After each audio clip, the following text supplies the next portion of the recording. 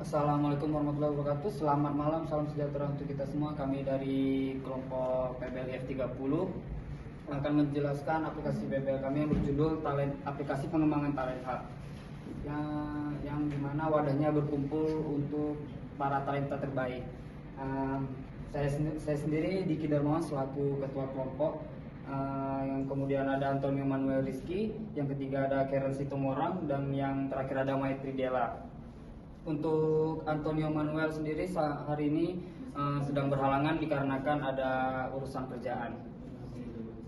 Oke, baiklah, saya akan menjelaskan tentang apa sih talent hub itu.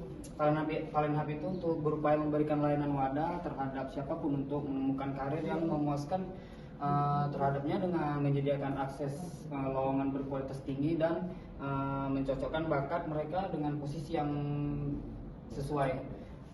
Serta talent hub akan membuat relasi pekerjaan yang luas, beragam, dan memberikan kepastian terhadap setiap bakat yang dimiliki akan dapat direalisasikan menjadi jenjang karir yang lebih baik. Untuk ada 3 keuntungan dari talent hub ini. Yang pertama adalah untuk menyumbangkan ilmu, pengetahuan, dan yang kedua bakat, dan yang terakhir itu keahlian terbaik bersama di talent hub ini. Dan untuk fitur yang ketiga ini, dalam pencarian terintegritas, talent hub ini memiliki fitur yang membedakan dari platform pencarian talenta lainnya.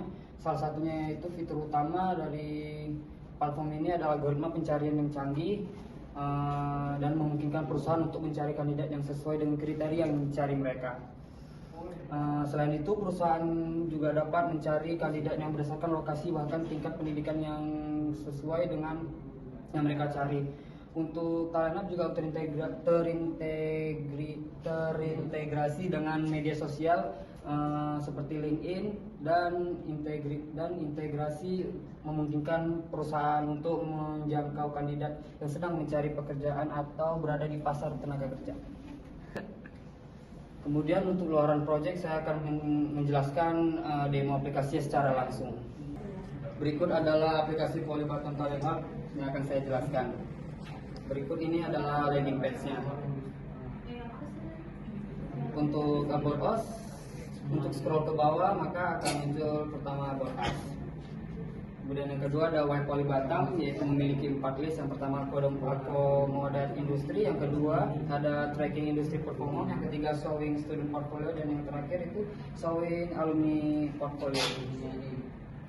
Kemudian muncul lagi ada 4 icon. Yang pertama icon company, student, internship vacancies, dan job vacancies. Selanjutnya yang terakhir adalah contoh feedback atau bisa dibilang testimonialnya, kurang lebih tampilannya seperti ini. Dan yang terakhir frequently asked question yang memiliki 2 list. Yang pertama how to register internship dan how to login to Polybutton Talent Hub.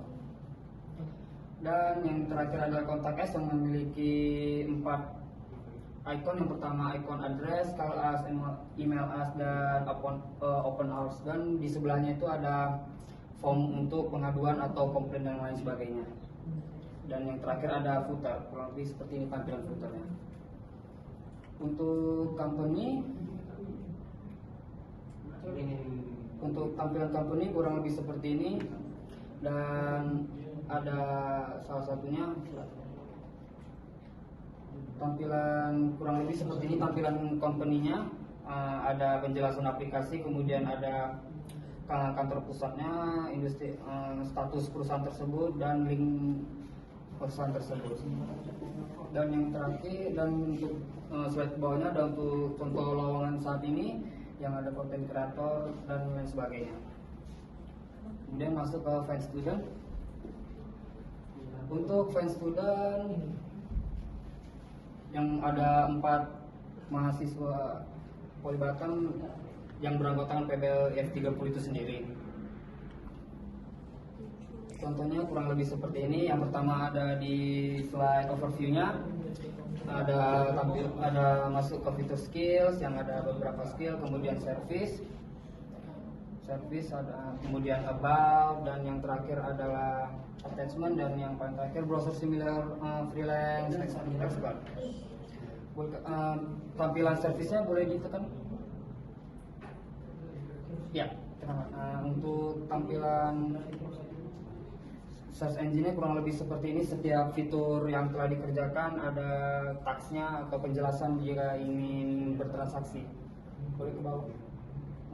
Kemudian ada skill dan expertise, kemudian real work collection, kemudian ada tes feedback reviewnya kurang lebih seperti ini.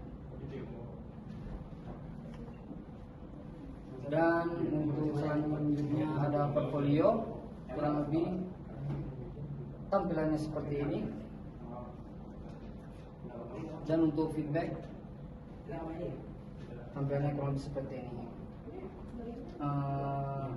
Kemudian masuk ke fan job dan interns, kurang lebih sama seperti company yang tadi, cuman ada yang sedikit berbeda.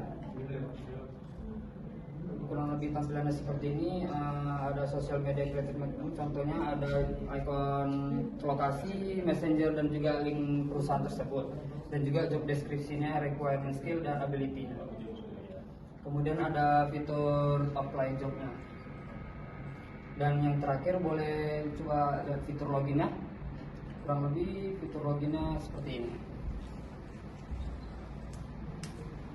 Sekian, hanya itu saja yang bisa saya jelaskan dari aplikasi Tanhub ini. Kurang lebih mohon maaf. Selanjutnya akan dijelaskan oleh anggota kelompok saya. Selanjutnya saya akan menjelaskan tentang capaian proyek. Yang pertama ada ERD, yang dimana ERD akan memiliki dua, yaitu portofolio mahasiswa, di mana portofolio mahasiswa ini memiliki 10 entitas yang memiliki atributnya masing-masing seperti digambar ini. Selanjutnya untuk ERD, lowongan pekerjaan memiliki 2 entitas dengan atributnya masing-masing. Selanjutnya capaian proyek yang selanjutnya itu logbook.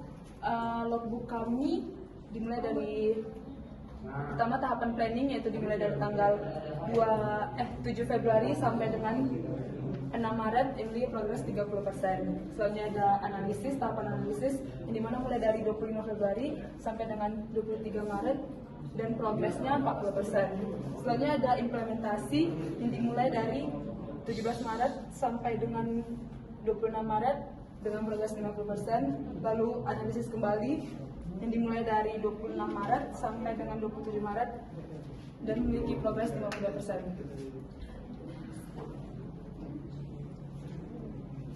Lalu analisis tadi dilanjutkan lagi hingga sampai 1 April sampai progresnya 55%. Lalu implementasi dimulai dari 18 Mei sampai 15 Juni, yaitu final implementasi sampai progres 100%. Selanjutnya akan dijelaskan oleh anggota selanjutnya. Dalam capaian proyek use case, di sini terdapat 2 aktor yang dapat bisa login ke website. Di sini yang pertama ada mahasiswa yang dapat mendaftar, mengelola profil, portofolio, mengelola lowongan kerjaan, mengirim pesan, mengelola request, dan juga melihat statistika mahasiswa. Lalu di sini ada aktor perusahaan yang dimana dapat membuka website dengan mendaftar, mengelola portofolio, mengelola lowongan kerjaan, mengirim pesan, lalu mengunduh data portofolio mahasiswa, melihat statistik mahasiswa, dan juga mengelola survei perusahaan. Pada capaian proyek model relasional, di sini terdapat 10 entitas yang dimana memiliki primary key dan juga foreign key yang berhubungan langsung dengan entitas student. Selanjutnya saya akan kembalikan ke terima kasih. Untuk kendala dalam proyek yang terjadi saat ini, yang pertama ada waktu. Kalau waktu itu lebih ke terbentroknya waktu kerja antar anggota lainnya. Kemudian yang kedua ada pemahaman aplikasi. Untuk pemahaman aplikasi itu hanya beberapa saja yang mengerti dalam proyek ini. Dan yang terakhir komunikasi antar anggota, yaitu sering terjadi yang miskomunikasi. Untuk kontribusi anggota kelompok, saya sendiri sebagai ketua sebagai front end, desain basis data, implementasi, aplikasi, dan deployment. Kemudian Antonio itu sebagai front end, user stories, desain antarmuka, MK sistem informasi, laporan, dan logbook. Dan yang Karen sebagai front end, pemodelan sistem, MK pemrograman berbasis perangkat keras. Dan yang terakhir simetris sebagai front end, desain basis data, MK data mining, dan PPT dan video dan poster. Cukup sekian untuk presentasi PBLF 30 kami untuk hari ini. Lebih kurangnya jika ada salah mohon dimaafkan. Hanya itu saja. Wassalamualaikum warahmatullahi wabarakatuh.